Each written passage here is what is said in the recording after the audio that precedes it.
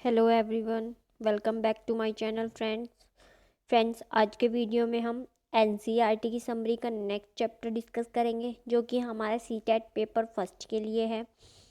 और इसका हमारा जो चैप्टर है नेक्स्ट, ये है चैप्टर नंबर 20, जिसका नाम है किसके जंगल। इसमें जो है झारखंड के आदिवासी समूहों के बारे में बताया गया है। तो सबसे पहला क्वेश्चन यही बनता है कि कुडुख क्या है। तो जो कुडुख है, ये झारखंड के आदिवासी समूह में बोले जाने वाली एक भाषा है। इसके साथ ही कुडुख जो है वो आदिवासी समूहों का एक जो है आदिवासी लोगों का एक समूह भी है। देखिए फ्रेंड्स, जो ये कुडुख है, इसकी भाषा में तोरांग जो है जंगलों को कहा जाता है। ये क्वेश्चन हमारा सीटेट में मल्टीपल टाइम पूछा गया है। तो इसमें जो नेक्स्ट पॉइंट के रूप में हमें दिया हुआ है वो यही दिया है कि कुडुख भाषा में जंगल को क्या कहा जाता है। तो कुडुख भाषा में जंगल को जो है वो तोरांग कहा जाता है, और तोरांग जंगलों को बचाने वाली एक संस्था भी है। कुडुख जाति के लोग पेड़ से गिरे फूलों और पत्तियों से माला भी बनाते हैं। इसके बाद जो है इन्हीं लोगों को जंगलों में रहने का स्थान देने और जंगलों को संरक्षण देने के लिए एक एक्ट लाया गया, जिसको हम राइट टू फॉरेस्ट एक्ट कहते हैं। ये 2007 में लाया गया था।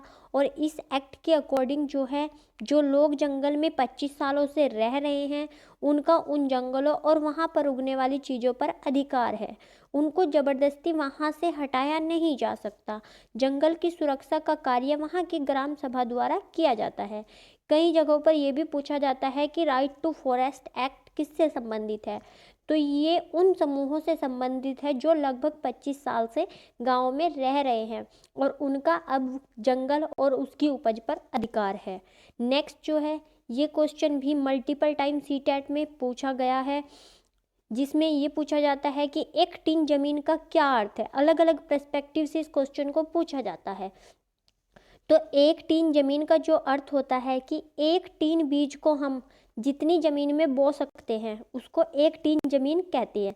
यानी कि आपको एक टीन भर के बीज का दे दिया गया है, उस बीज को आप जितनी ज़मीन में बो पाएंगे या जितनी ज़मीन उस एक टीन बीज के लिए इनफ होती है, उसको हम एक टीन ज़मीन कहते हैं। नेक्स्ट पॉइंट जो है वो सूर्यमणि कौन है। तो सूर्यमणि एक गर्ल स्टार है जिन्होंने झारखंड में जंगल बचाओ आंदोलन में भाग लिया था। इसके अलावा जो है उत्तराखंड के जंगलों के आंदोलन के लिए भी पूछा जाता है, और इसी तरह नर्मदा बचाओ आंदोलन के बारे में भी पूछा जाता है। ये मैं आप लोगों को लास्ट वीडियो में डिस्कस कर चुकी हूँ। इसके बाद भारत में लगभग कितने प्रतिशत जंगल है। तो भारत में जो है वो 23.7% जंगल है।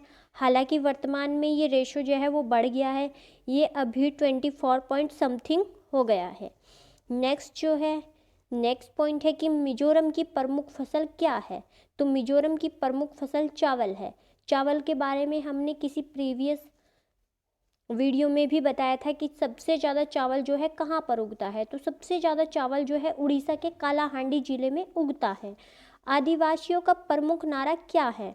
तो आदिवासियों का जो प्रमुख नारा है ये है कि हम आदिवासियों की ज़िंदगी जो है जंगलों से जुड़ी है, और अगर जंगल नहीं बचेंगे तो हम भी नहीं बचेंगे, क्योंकि इनकी जो रोज़मर्रा की आवश्यकताएं होती हैं वो ज़्यादातर जंगलों से ही पूरी होती हैं, और ये अपनी आवश्यकताओं के लिए अधिकतर जंगलों पर ही निर्भर रहते हैं। इसके बाद जो वेरी मोस्ट इम्पोर्टेंट पॉइंट है वो ये है कि झूम खेती क्या है और ये कहाँ की जाती है। तो झूम खेती जो है ये मिजोरम में की जाती है, और ये लॉटरी द्वारा की जाने वाली खेती है। ये पॉइंट याद रखेंगे।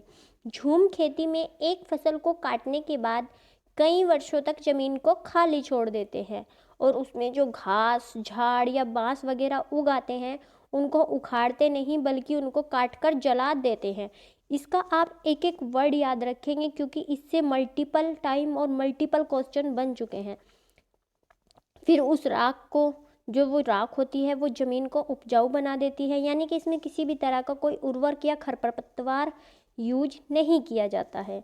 झूम खेती में बोने के लिए ज़मीन को जोतते नहीं, बल्कि हल्का हल्का खोद देते हैं। यानी कि ज़मीन को जो है वो गहरा ना खोद के, बल्कि ऊपर ऊपर से जो है खोदा जाता है। इससे हर साल 1 से 2 क्वेश्चन प्रीवियस ईयर में पूछे गए हैं, जिससे कुछ क्वेश्चन ऐसे बनते हैं जो फैक्ट बेस होते हैं कि झूम खेती कहाँ होती है और झूम खेती कैसे की जाती है। लेकिन कई बार क्वेश्चन जो है ऐसे बन जाता है कि निम्नलिखित में से क्या झूम खेती के बारे में सही नहीं है, तब आप कंफ्यूज हो जाते हैं। तो इसमें जो इम्पोर्टेंट पॉइंट है वो ये है कि कई वर्षों तक ज़मीन को खाली छोड़ना, उसमें जो घास उगाती है उसको उखाड़ना नहीं बल्कि काट कर जलाना है, और जो राख है वही ज़मीन को उपजाऊ बनाती है। किसी भी तरह का कोई फर्टिलाइज़र यूज नहीं होता और ज़मीन को गहरा न जोत के हल्का हल्का खोदा जाता है।